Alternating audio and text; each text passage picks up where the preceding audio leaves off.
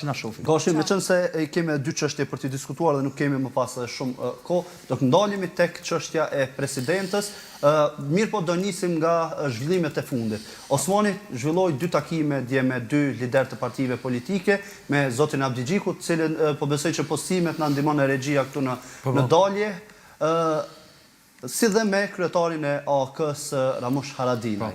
Me të njëjtit u diskutua për bordin e Paqës, të cilët e përkrahen këtë iniciativë, mirë po sa e ngjasa që Osmani të ketë marrë, ndoshta nga ky takim ndonjë konfirmim ose dritë jeshile për çështjen e presidentit, meqense menjëherë pas takimeve dhe erdhi thirrja për seancën konstitutive. Ata thamën pak kështu katunar që sikur mos me qenë para kamerave televizive. Çdo që të kuptojnë qytetarët ashtu thuaje. Nuk kanë pashku në seancën në Parlamentin e Kosovës, partitë opozitare, kuptimin deputet kur vjen koha e rizgjedhjes së Vjosa Osmanit si presidente e ardhshme e Republikës Kosovës. Nëse menoni që në komuniketin grup e them edhe një herë, çare nuk kanë pashku. Për shkak të autoritetit saj, për shkak të mbështetjes që ka Vjosa Osmani nga gjithë president, kryetarët e parlamenteve, kryetarët e qeverive të botës së civilizuar, të botës demokratike.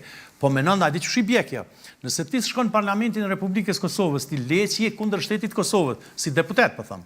Edhe ti je edhe kundër Amerikës, ti je edhe kundër Britanisë, ti je kundër Gjermanisë, ti je kundër Francës, ti je krejt kundër botës civilizuar nëse nuk shkon atë ditë kur vjen koha e rizgjedhjes së Vjosa Osmanit.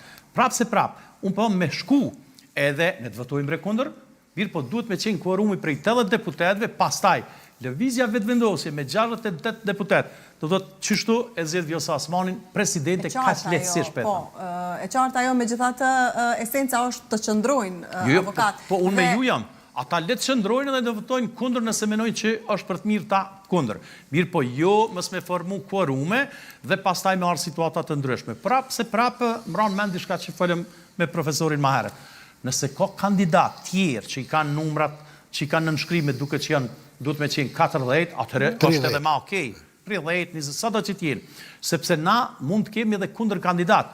Po mi marë krejt këta që menojnë që mundet me zavendësu Vjosën, asnjani prej tyre nuk i ofrohet as deri te themrat e këpucave të Vjosa Osmanit në kontributin që ka dhënë Vjosa Osmani për shtetin e Kosovës. Kështu që e kemi kryeministrin më të mirë. E kemi kryeministrin më të mirë që Kosova e ka ndonjëherë, e kemi Albin Kurtin, e kemi presidenten më të mirë që Kosova e ka, do thotë përveç dihet që është presidenti historik Ibrahim Rugova, po foli për gjallë. Dhe këta të gjallët, asnjëri si afrohet Vjosa Osmanit. Atëherë, ku është problemi? Dhe për këtë arsye, për mos hyrë në vakum juridik, presidentja ka kërku edhe është saktu seanca ditën e nesërme që mos vinë me 5 mars dhe që të kemi një vakum juridik, sepse atëherë gjanat mund të ndryshojnë për skeq, në kuptimin që qytetarët janë lodhë. A besoni ju që qytetarët e kanë shpërbly lëvizjen vetëvendosje, se pas zgjedhjeve të nënshkurtit, sepse i kanë konsideru partitë politike opozitare shqiptare si bllokuese të formimit të institucioneve. Vetëvendosja kishte me nënshkurt 48 deputet, që në Shqipëri thojnë 48 deputet, tash i ka 68.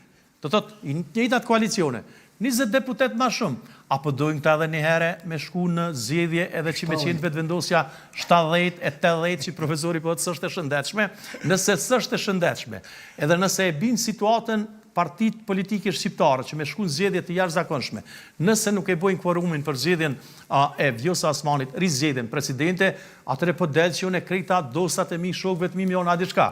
Nuk ka e shëndetshme me fitu ma shumë se 51%, mos e votoni lëvizjet vetëvendosje, mos dilni heq në vota. Sa ma tepër që voton, dikush, cilën do parti politike në këtë rast vetëvendosjen, i bie që është vullneti i qytetarëve.